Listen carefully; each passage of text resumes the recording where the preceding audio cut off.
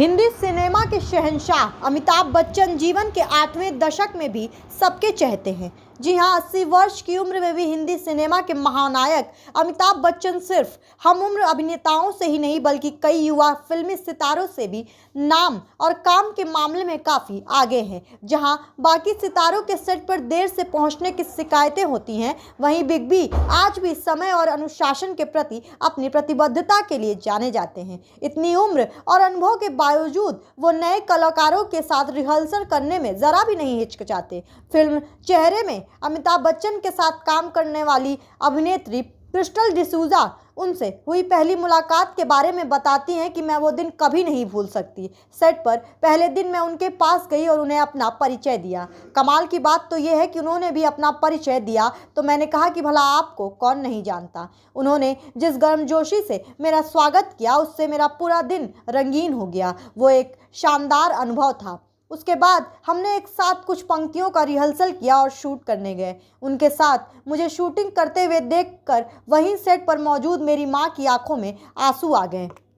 Big B न सिर्फ समकालीन कलाकारों में सबसे सक्रिय अभिनेता हैं बल्कि उनके कई प्रोजेक्ट्स कतार में हैं। हाल ही में उनकी रश्मिका मंदाना और नीना गुप्ता के साथ फिल्म गुड बाय सिनेमा घरों में प्रदर्शित हुई। उनके आगामी प्रोजेक्ट्स में ऊंचाई, गणपत पार्ट 1, तेरा यार हूँ मैं, द इंटर्न और घूमर जैसी फिल्में शामिल हैं।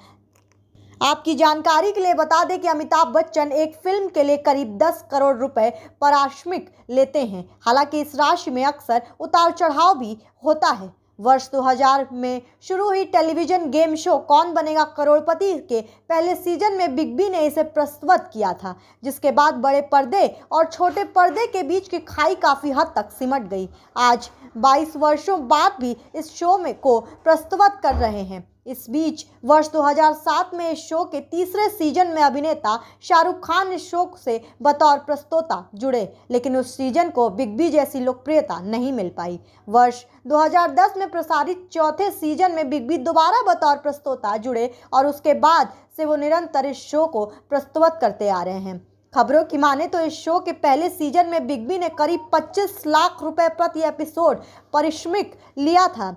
सीजन दर सीजन बढ़ते हुए अब 14वें सीजन में उसका पारिश्रमिक प्रति एपिसोड 4 से 5 करोड़ रुपए प्रति एपिसोड बताया जाता है। उम्र के इस पड़ाव में भी अमिताभ बच्चन इंटरनेट मीडिया पर सबसे ज़्यादा सक्रिय हस्तियों में से एक हैं। वो नियमित तौर पर फेसबुक, ट्विटर और इंस्टाग्राम पोस्ट के माध्यम से प्रशंसकों के साथ दैनिक गतिविधियां भी करते हैं। पुरानी स्मृतियां और सामाजिक जागरूकता से जुड़ी चीज़ें भी साझा करते रहते हैं। इंटरनेट मीडिया पर उनकी लोकप्रियता का अंदाज़ा उनके फॉलोअर्स की संख्या से लगाया जा सकता है।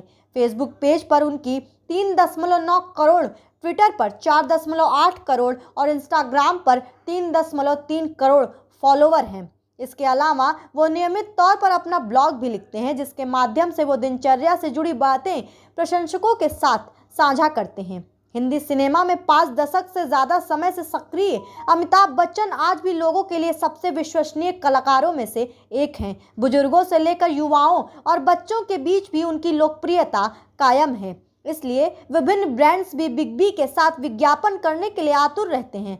समाचारों की माने तो बिग बी मौजूदा समय में प्रति विज्ञापन करीब 5 से 8 करोड़ रुपए पारिश्रमिक लेते हैं। वर्तमान में वो अपग्रेड, कल्याण ज्वेलर्स, इसके साथ ही आपको बता दें कि वो सरकार के साथ भी कदम से कदम मिलाकर चल रहे हैं। स्वच्छ भारत अभियान और पोलियो टीकाकरण के भी ब्रांड एम्बेसडर रहे हैं। तो वहीं बात जब कोविड महामारी से जूझने के लिए हौसला बढ़ाने की आई तो फोन की घंटी के बजाय सुनाई देती थी ब्रांड बच्चन की विश्वसनीय आवाज़। डफ and fail celebrity brand valuation report 2021 के माने तो बिग बी भी ब्रांड वैल्यू लगभग 141.29 करोड़ रुपए है। इस मामले में उनसे सिर्फ रणवीर सिंह, अक्षय कुमार और आलिया भट्ट ही आगे हैं। सिनेमा के साथ साथ अमिताभ बच्चन सामाजिक सेवा और दान पुण्य में भी योगदान देते रहे हैं। वो अपने योगदान के बारे में बात करना पसंद नहीं करते, लेकिन पिछले वर्ष कोरोना काल के दौरान मदद के लिए आगे ना आने का आरोप लगाए जाने के बाद उन्होंने समाज हितार्थ किए गए अपने कुछ कार्यों का ब्यौरा अपने ब्लॉग पर दिया। इसके अनुसार उन्होंने आंध्र प्रदेश, महाराष्ट्र और उत्तर प्रदेश के करीब 1500 से ज़्यादा किसानों के ऋण चुकाए थे।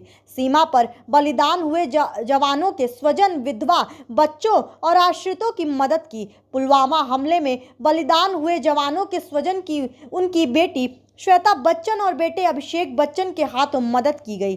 साल 2020 में कोविड महामारी के दौरान देश के करीब 4 लाख दिहाड़ी कर्मियों को 1 महीने तक मुफ्त खाना उपलब्ध कराया। व्यक्तिगत फंड से हजारों फ्रंटलाइन कर्मियों को पीपीई किट और मास्क उपलब्ध कराए। व्यक्तिगत खर्च पर 2800 प्रवासी यात्रियों को मुंबई से उत्तर प्रदेश तक ले जाने के लिए पूरी ट्रेन बुक कर दी। रेल यात्रा रुकने पर 3 चार्टर्ड विमानों से 180 प्रवासियों को उत्तर प्रदेश, बिहार, राजस्थान और जम्मू कश्मीर तक पहुंचाया गया। ऑक्सीजन की आपूर्ति के लिए पोलैंड से 50 तथा अमेरिका से 150 ऑक्सीजन कंसंट्रेटर ऑर्डर किए गए। यूं तो अमिताभ बच्चन की जिंदगी के बारे में बहुत सारे लोग जानते हैं, लेकिन ये वो पहलू हैं जो आज एनबी भारत खास तौर पर उनके जन्मदिन पर आपसे रूबरू करा रहा है।